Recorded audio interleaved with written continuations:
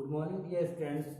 आज हम लोग सेकेंड ईयर का जो चैप्टर है रिप्रोडक्शन इन फ्लावरिंग प्लांट, उसका मैंने जो लिंक प्रीवियस वीडियो डाला था पॉलिनेशंस, उसके बाद हम देखते हैं पॉलिनेशंस होने के बाद जो प्लांट है उसके अंदर नेक्स्ट स्टेप में मीन्स नेक्स्ट प्रोसेस क्या होता है।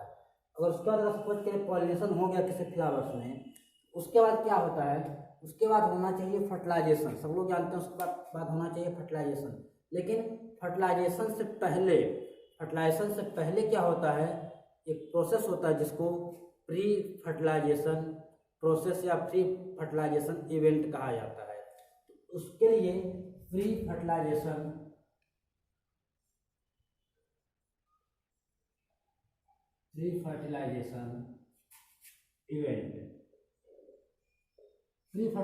इवेंट का मतलब है फर्टिलाइजेशन से पहले अब क्या चेंजेस आएंगे। इसको अदर नेम में कहा जाता है pollen pistol interaction.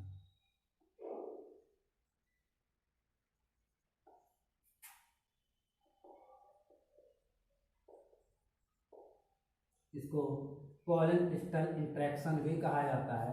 Means pollen grains और जो पिस्टिल है, स्टिग्मा, जो पिस्टिल का स्टिग्मा है उसके बीच में क्या संबंध होगा, इंटरेक्शन कैसे होगा, वहाँ पर उसको देखने के लिए सपोज करिए हमारे पास क्या है, एक हमारा पिस्टिल का स्टिग्मा है, ऊपर यहाँ पे पिस्टिल का स्टिग्मा है। अब इसके ऊपर जो पोलन ग्रेन्स होंगे,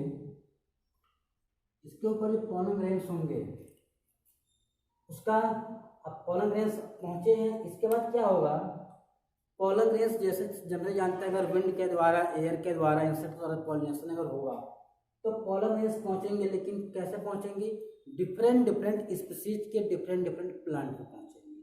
सपोज करिए कोई आपका यहाँ पे फील्ड है आपके आसपास, और वहाँ पे आपका जो फील्ड है उसमें एक फील्ड में आपका क्या लगा हुआ है, वीट लगा हुआ, गेहूँ लगा हुआ है, यहाँ भी आपका वीट लगा हुआ है। लेकिन उस समय गेहूँ के साथ में क्या लगा होता है, कहीं कहीं आपका मटर होगा, फिर कहीं आपका क्या होगा, मस्टर्ड, सरसों भी हो सकता है। अब जो गेहूँ लगे हुए हैं, मटर और सरसों, इन सब के जो प्लांट के पोलन ग्रेन्स होंगे, एयर के द्वारा ट्रांसफर इनके भी पोलन ग्रेन्स होंगे।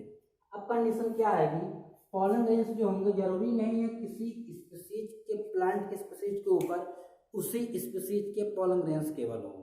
मीन्स कहने का मतलब ये है कि दूसरे पोलन ग्रेन्स भी उसके ऊपर होते हैं।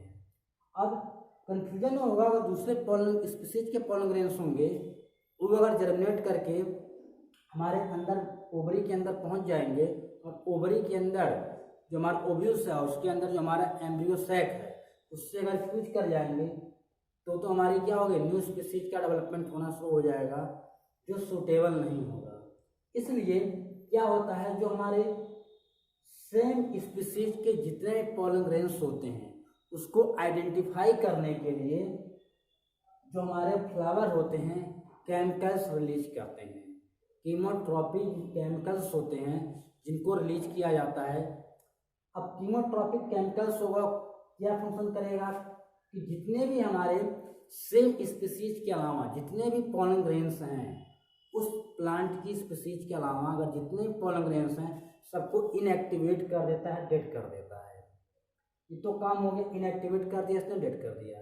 लेकिन दूसरा पार्ट क्या होता है, अब इनएक्टिवेट होगा, डेड होगा, इसके बाद बचेंगे कौन से, हमारे स्पीशीज के पोलन ग्रेन्स बचेंगे, उस प्लांट के स्पीशीज के पोलन ग्रेन्स बचेंगे जिससे उसके साथ पॉलिनेशन करना है।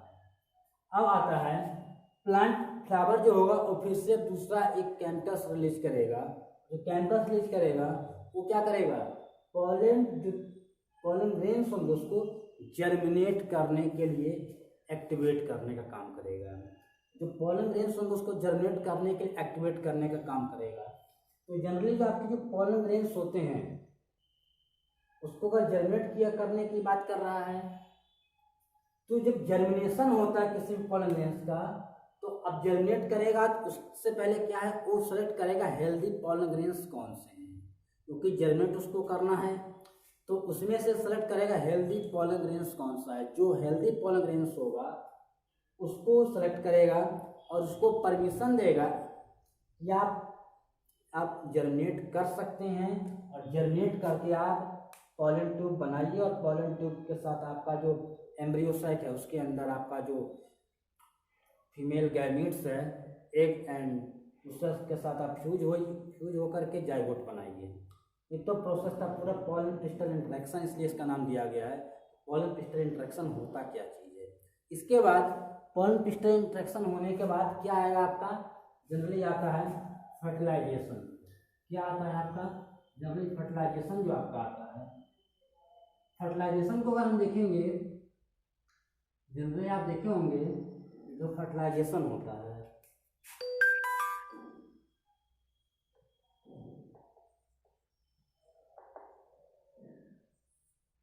जनरली जो आपका फर्टिलाइजेशन होता है उसमें क्या होता है, जो आपके male gamete and female gamete दोनों फ्यूज होते हैं और आपका जाइगोट फॉर्म होता है। लेकिन हम क्या पढ़ रहे हैं, सेक्सुअल रिप्रोडक्शन इन एंजियोस्पर्म। तो एंजियोस्पर्म जो होता है उसके अंदर एक स्पेशल फीचर होता है डबल फर्टिलाइजेशन का। स्पेशल फीचर किसका है, डबल फर्टिलाइजेशन का।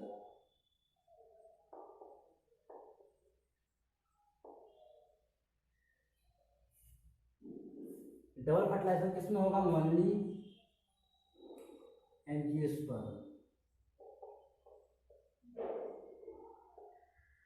जितने भी डबल फर्टिलाइजेशन होंगे केवल और केवल एंजियोस्पर्म में होते हैं। इसके अलावा किसी भी ब्रायोफाइटा, टेरिडोफाइटा, जिम्नोस्पर्म किसी भी प्लांट ग्रुप में डबल फर्टिलाइजेशन नहीं होता है। क्या होता है, एंजियोस्पर्म में डबल फर्टिलाइजेशन केवल होता है। तो इसके अलावा जब हम देखते हैं फर्टिलाइजेशन तो सब जानते होंगे, लेकिन जो डबल फर्टिलाइजेशन है वो होता कहाँ पर है, इसके लिए मैं थोड़ा सा डायग्राम बनाने की कोशिश करता हूँ। और मैंने बताया कि जो आपका फर्टिलाइजेशन होता है कहाँ पर होता है, एम्ब्रियो सैक के अंदर होता है। तो एम्ब्रियो सैक का मैं थोड़ा सा यहाँ पे डायग्राम बनाना चाहता हूँ, बड़ा सा लार्ज डायग्राम, ताकि आपको क्लियर हो जाए एम्ब्रियो सैक जो होता है।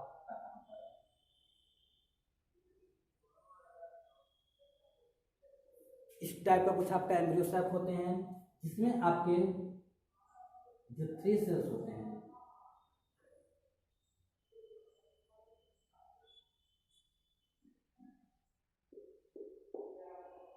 और आपके सेंटर में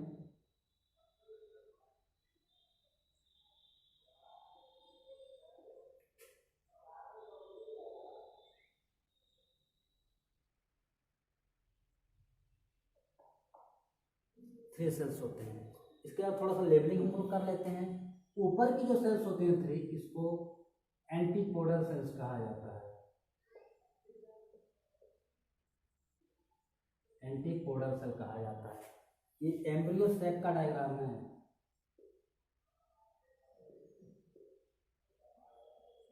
एम्ब्रियो सैक का, क्योंकि फर्टिलाइजेशन आपका यहीं पर होगा एम्ब्रियो सैक में। तो एंटीपोडल सेल्स, इसके बाद अगर देखा जाता है तो ये क्या है, हमारे सेल्स हैं। कितने सेल्स हैं, एक सेल्स यहाँ पर है और एक हमारे क्या है, पोलर न्यूक्लियाई है। ये दोनों हमारे हैं क्या है, पोलर न्यूक्लियाई होती हैं।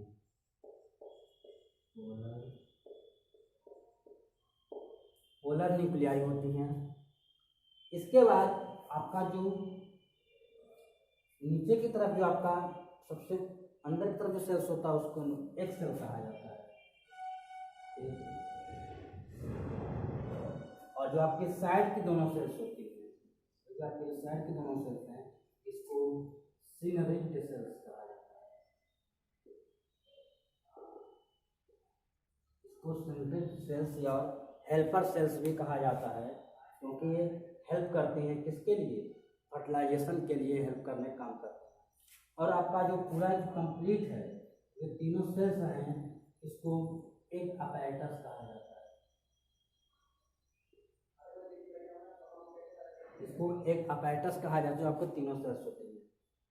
अब ध्यान देने वाली बात है, मैंने बताया कि आपके एंटीपोडल सेल्स 3 होते हैं। एक सेल्स आपका 1 होता है, 2 सिंगल सेल्स होते हैं, 1 आपका पोलर न्यूक्लियाई होते हैं 2 सेल्स। लेकिन जो आपके पोलर न्यूक्लियाई होंगे कैसे होते हैं, 2n होते हैं। क्यों, क्योंकि एक ही सेल के अंदर कितने न्यूक्लियस हैं, 2 न्यूक्लियस। पोलर न्यूक्लियस 2 न्यूक्लियस, इसलिए 2n होते हैं। बाकी के आपके एंटीपोडल सेल्स होते हैं कितने होते हैं, n होते हैं। आपका जो एक अपैरेटस होता है कितने होते हैं, n होते हैं। आपका ए बी एन होगा, ए बी एन और ए बी एन सब एन होते हैं। अगर कहा जाए आपसे क्वेश्चन में कि जो एम्ब्रियो सैक होते हैं उसमें कितने सेल्स होते हैं और कितने न्यूक्लियस होते हैं, तो कितने सेल्स होते हैं 1 2 3 4 5 6 7, लेकिन न्यूक्लियस कितने हैं 8, मीन्स कहा जाएगा 7 सेल्स एंड 8 न्यूक्लियस। 7 सेल्स होते हैं लेकिन 8 न्यूक्लियस होते हैं। मैं बताने की कोशिश कर रहा हूँ क्योंकि यहीं पर आपका क्या होगा, इसी एम्ब्रियो सैक के अंदर आपका जो फर्टिलाइजेशन है वो प्रोसेस कंप्लीट यहाँ पर आपका होगा। उसके लिए मैंने बताया कि पॉलन ट्यूब क्या करता है, आपका पॉलन ग्रेन्स क्या करेंगे बाद में जर्मिनेट होना शुरू होंगे, और जब जर्मिनेट होते हैं पॉलन ग्रेन्स को अगर हम देखेंगे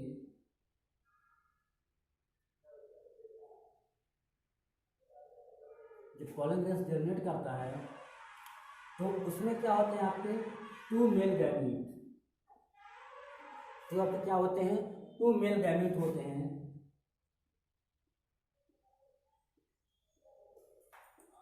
2 आपके मेल गैमीट होते हैं, और दोनों कैसे होते हैं नॉन मोटाइल होते हैं। दोनों कैसे होते हैं नॉन मोटाइल होते हैं। Non motile means non movable, move नहीं कर सकते हैं।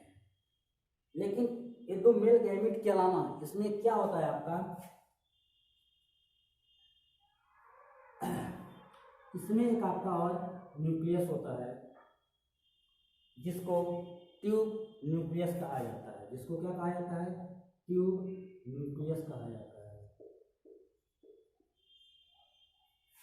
इसको ट्यूब न्यूक्लियस कहा जाता है।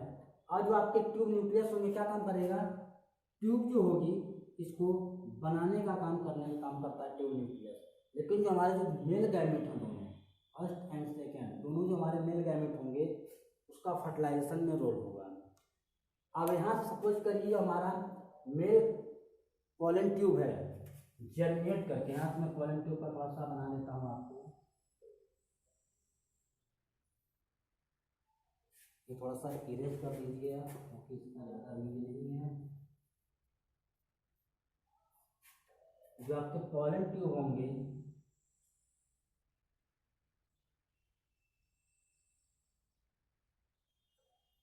जो आपके एक सेल्स होंगे पॉलन ट्यूब, इसमें आपके क्या है मेल गैमीट है आपके 2।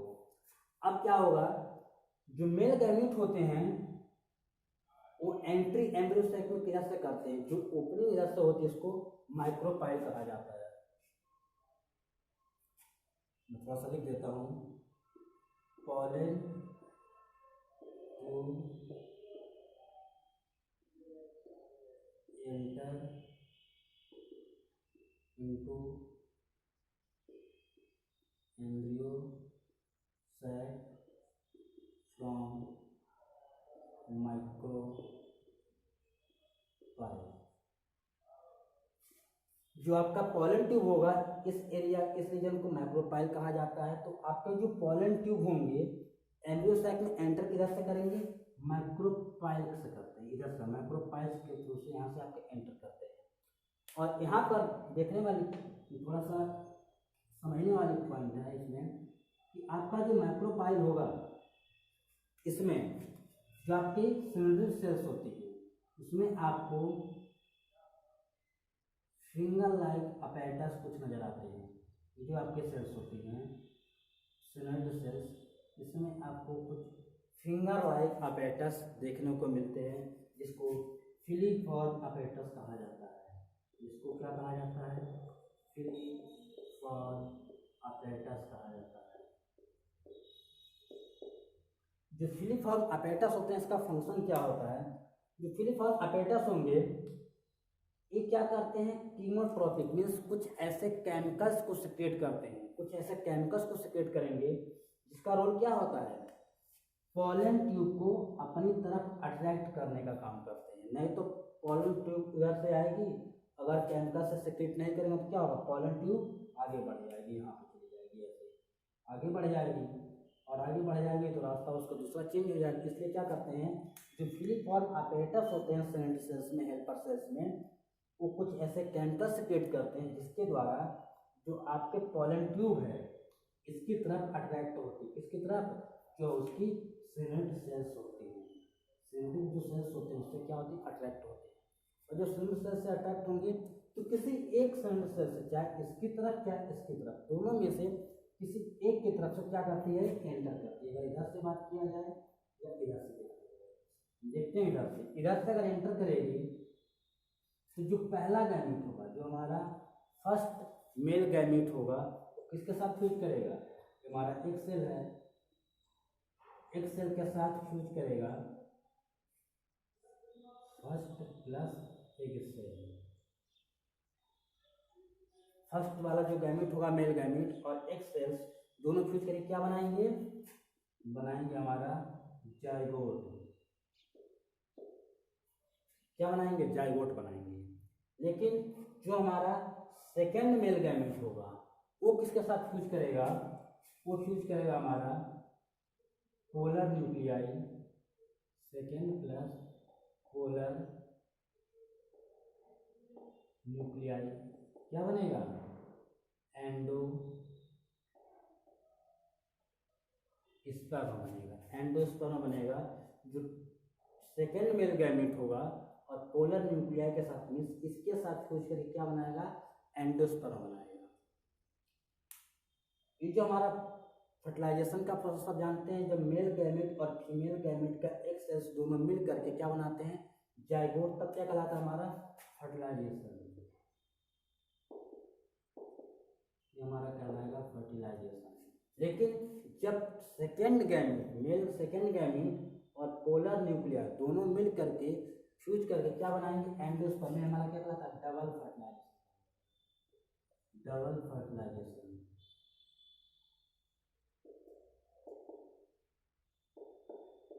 डबल फर्टिलाइजेशन कहलाएगा।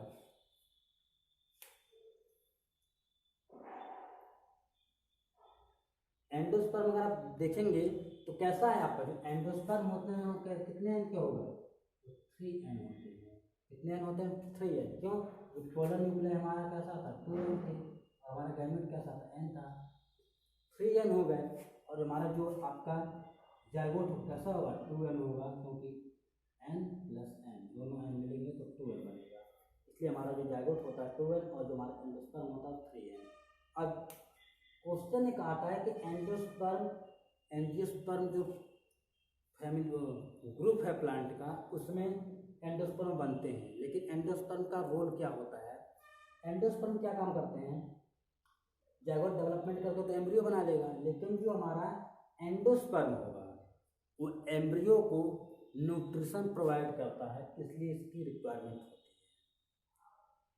इसके बाद जनरली हमारा फर्टिलाइजेशन हो गया। इसके बाद एक और प्रोसेस आता है पोस्ट फर्टिलाइजेशन इवेंट। फर्टिलाइजेशन होने के बाद फ्लावर्स में क्या क्या चेंजेस आते हैं, उसको जानने के लिए पोस्ट फर्टिलाइजेशन इवेंट, जैसे अब फर्टिलाइजेशन हो चुका होगा किसी फ्लावर में, तो फ्लावर के अंदर क्या चेंजेस आएंगे? तो जनरली क्या होता है? जो सेपल्स और पेटल्स होते हैं, जनरली जो सेपल्स और पेटल्स होते हैं क्या होते हैं? ड्राई होकर के फॉल हो जाते हैं, गिर जाते हैं, सूख जाएंगे उसके बाद गिर जाएंगे। लेकिन कुछ कुछ कंडीशन ऐसी होती है जिसमें कि जो कैलेक्स होता है, आउटर वाला जो हमारा होता है फ्लावर का ग्रीन पोर्शन, वो क्या होता है? उसी से अटैचमेंट रहता है। किससे? फ्रूट से। और ओवरी जो होती है वो फ्रूट में कन्वर्ट होना शुरू होती है और उसके अंदर जो ओव्यूल्स होते हैं उससे सीड का फॉर्मेशन स्टार्ट हो जाता है। तो ये जो एम्ब्रियो सैक है किसके अंदर होता है? सीड के अंदर। सीड किसके अंदर होता है? ओवरी के अंदर। तो पूरा पूरा प्रोसेस होता है। लेकिन कुछ ऐसे प्लांट होते हैं जिसमें कैलेक्स पॉलिनेशन या फर्टिलाइजेशन होने के बाद भी उसी फ्लावर से अटैचमेंट रहता है। इस टाइप का जो कैलेक्स होता है उसको एक स्पेशल नाम दिया गया, उसको कहते हैं परसिस्टेंट कैलेक्स। उसको परसिस्टेंट कैलेक्स कहा जाता है। जैसे आपका एग्जांपल है चिल्ली है, ब्रिंजल है, टोमेटो है, ये सब ऐसे प्लांट के फ्रूट्स हैं जिसमें जो आप ग्रीन पोर्शन देखते हैं वो सब क्या है? परसिस्टेंट कैलेक्स नजर आते हैं जनरली आपका जो होता है। चलिए एक टॉपिक आपका क्लियर हुआ फर्टिलाइजेशन। इसके बाद नेक्स्ट टॉपिक हम बात करेंगे डेवलपमेंट ऑफ एंडोस्पर्म। कि जो एंडोस्पर्म आपका बना है उसका डेवलपमेंट कैसे होता है, स्टार्टिंग से कैसे होता है। थैंक्स।